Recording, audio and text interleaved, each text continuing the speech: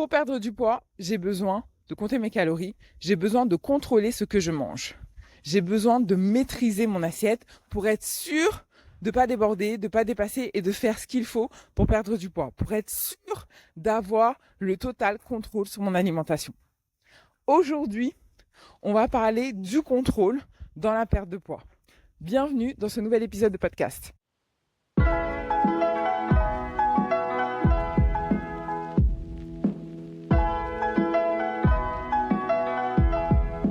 Je suis ravie de t'accueillir aujourd'hui dans ce nouvel épisode de Réussir sa perte de poids. Aujourd'hui, et comme d'habitude, je t'emmène avec moi dans ma balade matinale. Aujourd'hui, c'est une balade un peu spéciale. On est en direct de mon lieu de vacances. Donc, je suis au soleil. J'ai fait ma petite routine, comme d'habitude, marche. Cette fois-ci, je l'ai pimpé un peu avec une petite séance de yoga au bord de plage et un petit bain matinal, tout ce qu'on adore. Dans la mer, quand la mer est calme, que la ville est encore un peu endormie, c'est le meilleur moment pour moi pour recharger les batteries, pour être au taquet ensuite pour la rentrée. Donc si tu me connais pas d'ailleurs, moi c'est Patricia Klopkar. Je suis diététicienne nutritionniste, spécialiste de la perte de poids. Ma mission, c'est d'accompagner les femmes dans leur perte de poids pour qu'elles se sentent enfin belles et épanouies dans leur corps. Si tu me sens essoufflée, c'est parce que je suis sur le chemin du retour et entre les escaliers et les pentes bien costauds, je t'avoue que le cardio en prend un petit coup. Donc, on va se concentrer sur le fond plutôt que sur la forme. Donc, aujourd'hui, j'avais envie de te parler du contrôle dans la perte de poids. Ce sujet m'est venu en échangeant cet été avec les filles du groupe privé. J'ai organisé un challenge sur le groupe. Vraiment, la communauté était en feu. Mais du coup, ça a permis de faire remonter quelques éléments, quelques idées reçues, quelques freins qui t'empêchent en fait de perdre du poids. Et ces freins, c'est le contrôle. Souvent, quand tu veux perdre du poids, la première chose que tu fais, c'est que tu dis, je vais compter mes calories. Je vais peser mes aliments, je vais regarder, je vais télécharger l'appli qui va mesurer absolument tout ce que je mange. Pour moi, c'est une fausse bonne idée. Donc, on a eu ce débat-là sur le groupe. Mais le sujet était... Je voulais développer plein de choses. Donc, c'est pour ça que je te fais cet épisode de podcast pour rentrer un petit peu plus dans mon point de vue. Que j'espère que tu vas adhérer. Alors déjà, première chose. Moi, personnellement, je n'ai jamais appris à compter les calories, hormis quand j'ai fait mes études de diététique. C'est seulement à ce moment-là que j'ai appris à compter les calories. Avant ça, je n'ai jamais eu besoin ou l'envie ou la nécessité de compter mes calories. Ça, c'est une chose. Donc, ça veut dire que jusque-là, je mangeais à ma faim. Je ne suis pas en surpoids ni en obésité. J'ai pas de problème de poids particulier. Mon poids a toujours été stable ou du moins a évolué au fur et à mesure du temps, normalement, sans que je n'ai besoin de compter les calories. Mes enfants, je ne leur apprends pas à compter leurs calories. Ma mère, je ne lui apprends pas à compter ses calories. Ça, c'est la première chose. Je sais pas si tu vois où je veux en venir. Le souci, c'est que quand tu veux perdre du poids, la première chose que tu fais, c'est « Ok, je veux compter mes calories. Je vais télécharger la petite application qui va mesurer tout ce que je fais, tout ce que je mange pour être sûr que je mange suffisamment par rapport à mes besoins. » Ce qui me gêne avec ces pratiques, et pour le voir au cabinet, et pour le voir avec les femmes que j'accompagne, c'est que ça te maintient dans un espèce de tout contrôle. C'est-à-dire que si l'application ne t'a pas donné l'autorisation de manger ça, tu ne le mangeras pas. Si tu as explosé tous tes points à 16 heures, tu vas couper ton dîner parce que tu as explosé tous tes points. Si tu as mangé toutes tes calories avant midi, tu vas sauter 4 repas pour être sûr d'être dans ton compteur. Et ça, pour moi, c'est pas cohérent. C'est pas cohérent avec ton niveau d'énergie, c'est pas cohérent avec tes sensations alimentaires de faim, de rassasiement, avec ton humanité, ce n'est pas cohérent. Certaines vont me dire, oui, mais ça permet de savoir où on en est pour être sûr de ne pas se tromper. Je te l'accorde.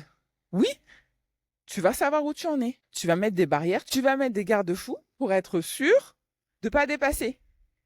Sauf que ça va te mettre dans une prison. Le problème, c'est qu'à cause de ça, tu te crées une mini-prison. C'est-à-dire que si tu respectes les règles, tu es une bonne élève. Et si jamais tu as eu le malheur de manger un carré de chocolat au lait, T'es plus dans les règles, t'es une mauvaise fille, c'est bon, t'as tout foiré, t'as tout loupé. De toute façon, tu n'y arriveras jamais. C'est ça le problème.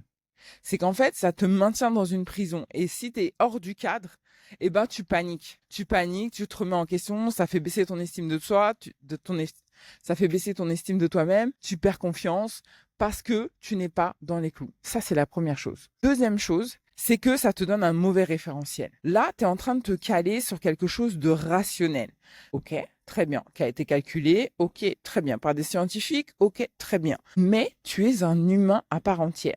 C'est-à-dire que ton niveau de fatigue actuel n'est pas le même que le mien. Ton niveau de dépense énergétique actuel n'est pas le même que le mien. Il n'est pas le même que celui de ton enfant. Il n'est pas le même que celui de ton mari. Ta capacité ou ta charge mentale actuelle n'est pas la même que moi, que ta sœur, que ta cousine.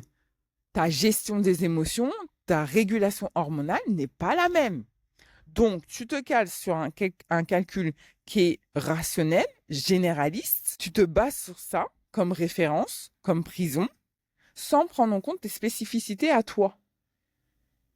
Donc ça, c'est le deuxième élément. Le troisième élément, c'est que pour moi, c'est lourd. Franchement, c'est lourd. C'est lourd. De te poser, et tu ne pourras pas dire le contraire.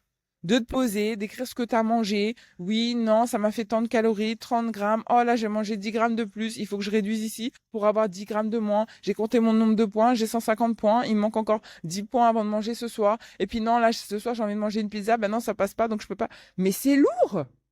C'est lourd. En fait, t'as pas assez de charge mentale dans ta vie. C'est ça que je comprends pas. Pour moi, manger, c'est la base. Manger, c'est la base. La base de l'humanité, manger, boire. C'est tout. Donc, pour moi, ça doit être la chose la plus simple au monde. Manger, boire, bouger. C'est les choses, c'est les actions les plus primaires.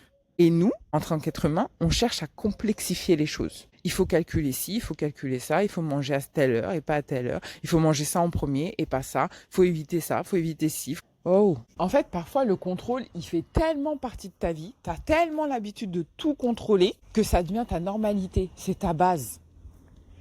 Ça devient ta normalité de penser tous les jours à ce que tu vas manger, combien tu vas manger, est-ce que ça c'est cohérent avec ça, est-ce que ça tu peux le manger et l'associer avec ça. C'est tellement devenu une habitude, une routine, une identité que ça fait partie de ta nouvelle normalité. Sauf que ça, c'est de la charge mentale en fait. Parce qu'il y a des fois où ça va passer, ça va être nickel. Voilà, tu auras ce sentiment de contrôle, donc tu seras OK avec ça. Et puis, il y a des fois, tu auras plus de surcharge au travail. Ou au niveau familial, il faudra gérer X, Y ou Z. Tu vas avoir un imprévu qui va te donner mal à la tête. Et cette petite charge qui pour toi est normale, en temps normal, va devenir une charge tellement lourde sur tes épaules que tu vas tout lâcher. Tu vas tout lâcher parce que là, ton cerveau, il va te dire « stop au contrôle, je ne peux plus maîtriser ». Et c'est là que tu pars dans le foutu pour foutu. Et c'est là que tu pars dans les compulsions alimentaires. Et c'est là que tu pars dans les choses que tu ne maîtrises pas ou maîtrises plus. Le contrôle, tant que tu es en zone calme, ça va, tu gères.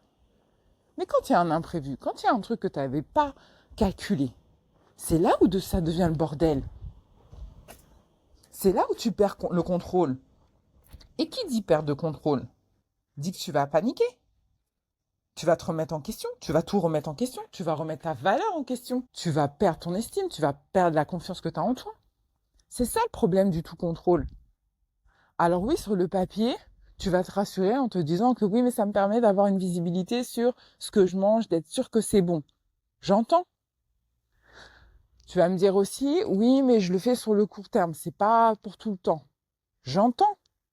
Mais moi, ce que je vois dans la grande majorité des cas, bien sûr, c'est qu'une généralité, on est d'accord. Il y a toujours des spécificités. Tu peux faire partie de l'exception, et c'est OK. Mais la grande majorité des femmes que je rencontre, elles en ont marre.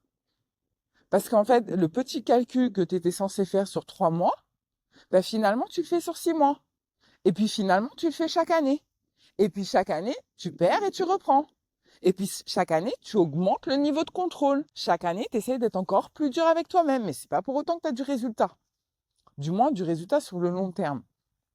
Donc, cette petite chose anodine qui est de contrôler son alimentation. Et quand je dis contrôler son alimentation, je te parle vraiment de peser au gramme près, de calculer la calorie à la calorie près, tout contrôler de manière à ce que ce soit en béton armé. Ça, j'appelle ça de la restriction. Ça, j'appelle ça de l'hyper-contrôle. Et j'en ai vu des femmes. J'en ai vu des femmes qui, à 50 ans, 55 ans, viennent me voir en cabinet et qui ont passé toute leur vie à calculer. Toute leur vie à noter sur un carnet ce qu'elles mangeaient. Toute leur vie. Et je peux t'assurer qu'elles sont épuisées. Elles sont épuisées d'être dans cette logique-là. Parce que finalement, quelque chose qui est simple à la base, qui doit te procurer du plaisir, le plaisir de manger, le plaisir de juste savourer un truc qui te fait kiffer, avoir une relation saine, ce plaisir simple devient une charge mentale perpétuelle, en continu. C'est-à-dire que leur préoccupation première, elles se lèvent le matin, c'est qu'est-ce que je vais manger? Est-ce que je peux manger ci? Est-ce que je peux manger ça? Et ça, on appelle ça de la charge mentale. Ça, on appelle ça une relation malsaine avec ton alimentation. Parce que tu n'es pas censé te poser la question de qu'est-ce que je vais manger ou pas. Là, je viens de terminer ma petite session, ma petite routine matinale. Je vais aller manger, je vais aller prendre mon petit déjeuner. Est-ce que tu penses que là, je suis déjà en train de calculer, je vais manger ci, je vais manger ça, est-ce que je peux manger ci? Parce que là, comme j'ai dépensé tant de calories ou j'ai mangé tant de pas, donc je vais pouvoir manger que ça jusqu'au petit dé. Oh, non. Je vais me poser, je vais regarder qu'est-ce qui me fait plaisir. Ok, ça. J'ai envie de quelque chose de consistant. Je vais passer une longue journée aujourd'hui. Ok. Et au repas suivant, je vais attendre ma faim. Je vais voir, ok, en fonction de ma faim, est-ce que j'ai envie de manger un plat? Est-ce que j'ai envie de manger un snack? Est-ce que j'ai pas envie de manger? C'est tout. Mon référentiel, il arrive au moment présent. Je suis pas en perpétuelle réflexion sur ce que je vais manger, sur ce que j'ai le droit de manger ou pas. Et pourtant, je sais compter mes calories, hein. Mais je l'ai jamais fait. Pourquoi faire? Donc c'est cette discussion. Il y en a qui seront d'accord, il y en a qui seront pas d'accord avec ce point de vue. Moi, je pense que je pense que c'est une fausse bonne idée. Je pense que oui, ça peut te rassurer sur ton tout contrôle, d'avoir une visibilité. Moi, je pense que tu peux faire simple et avoir du résultat. Je pense que t'as pas besoin d'être au gramme près, à la calorie près, à l'application près pour avoir du résultat.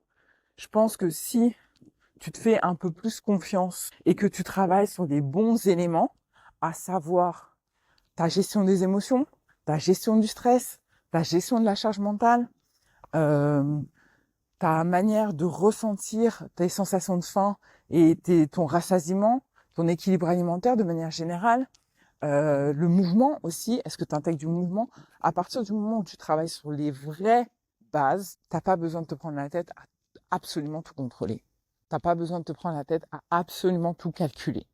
C'est pas vrai. Aujourd'hui, ça fait maintenant quelques années que j'accompagne les femmes. J'ai accompagné plus de 600 femmes. Et encore, je pense qu'il faut que je refasse ces calculs, on est un petit peu plus. Et je ne leur ai jamais demandé de calculer leurs calories.